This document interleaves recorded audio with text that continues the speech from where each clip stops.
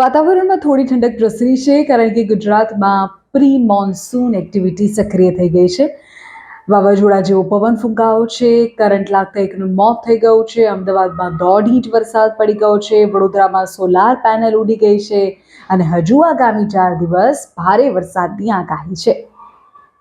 રાજ્યમાં કાળઝાળ ગરમી વચ્ચે વાતાવરણમાં પલટો આવ્યો અને પ્રી મોન્સૂન એક્ટિવિટીના ભાગરૂપે વરસાદ પડ્યો. ગુજરાતમાં તોફાની વરસાદ વરસ્યો અને ભારે પવન સાથે વાવાઝોડા જેવો અનુભવ પણ લોકોએ કર્યો.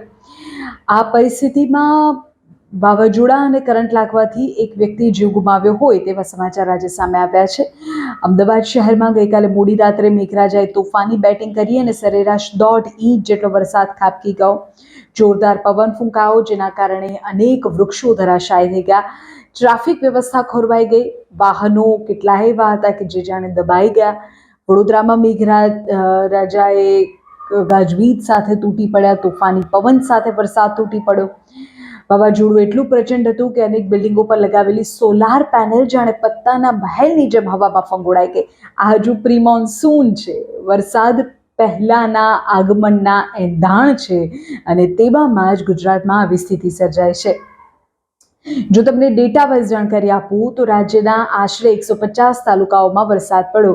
18 તાલુકાઓ એવા છે કે જ્યાં 1 ઇંચથી વધુ વરસાદ પડ્યો. સૌથી વધુ વરસાદ ધંધુકામાં નોંધાયો, 3.5 ઇંચથી વધુ 3.74 ઇંચ વરસાદ નોંધાયો. નીચાણવાળા વિસ્તારોમાં પાણી ભરાઈ ગયા.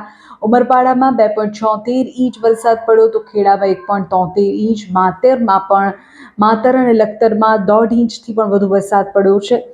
ખેડૂતો ખુશ છે, ગરમીથી લોકોને રાહત મળી છે. સામાન્ય જનતા ખુશ છે, પણ કેટલાક વિસ્તારોમાં પાણી ભરાઈ ગયા છે, જેના કારણે વાહન વ્યવહારને અસર પહોંચી હતી. હવે હવામાન વિભાગની આગામી આગાહી શું છે તેની જો વાત કરીએ તો હવામાન વિભાગ તરફથી હજુ પણ આગાહી છે કે આ પ્રી મોન્સૂન એક્ટિવિટી હજુ અટકવાની નથી. આગામી 4 દિવસ સુધી રાજ્યમાં ભારે વરસાદ અને વાવાઝોડાની આગાહી છે. ખાસ કરીને માછીમારો અને સામાન્ય જનતાને સાવચેત રહેવાની અપીલ કરવામાં આવી છે. નબળા બાંધકામ અને વીજળીના થાંભલાથી દૂર રહેવા વહીવટી તંત્ર દ્વારા સૂચના આપવામાં આવી છે.